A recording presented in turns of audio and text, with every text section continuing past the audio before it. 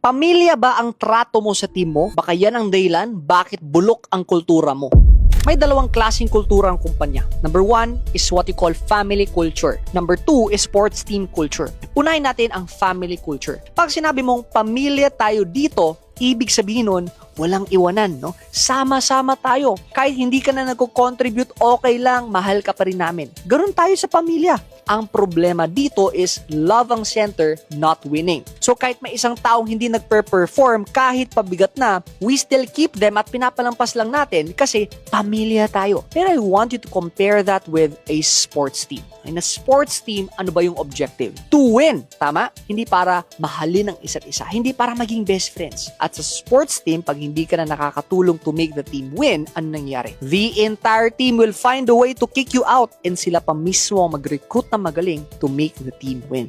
So, if we relate this to business, kapag na-build mo na kultura is family culture, kapag may isa nagtatampo, lahat magtatampo. Kapag may isa umalis, sunod-sunod ang pag-alis. Kasi nga, pamilya sila. Sama-sama, walang iwanan. Ngayon, klaruhin ko lang, no? Hindi ko sinasabing huwag mo mahalin ng team mo. Kasi pwede ka naman maging caring, supporting, at loving, pero at the same time, operate like a sports team.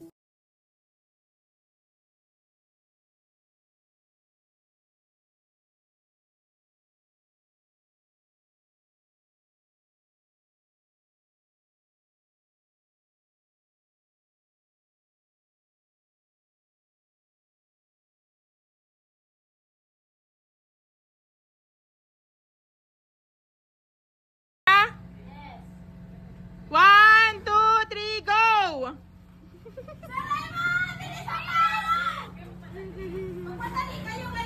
Taas kamay! Taas! Taas kamay! Taas kamay! Taas kamay! Next! Taas kamay! Taas kamay! Taas kamay! Taas kamay! Taas! Taas kamay! Taas kamay! Taas! Ulit! Ulit! Ulit! Nalaglag kay Lance! Ulit! Ulit, sir! Ulit! Ulit! Ulit! Ulit! Next! Next! Taas kamay! Taas kamay! Diyan! Taas kamay! Taas kamay! Taas kamay! Taas!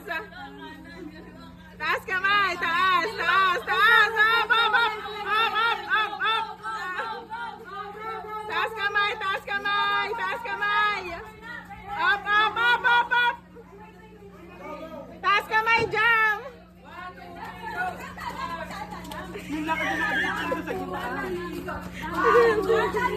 Taas kamay!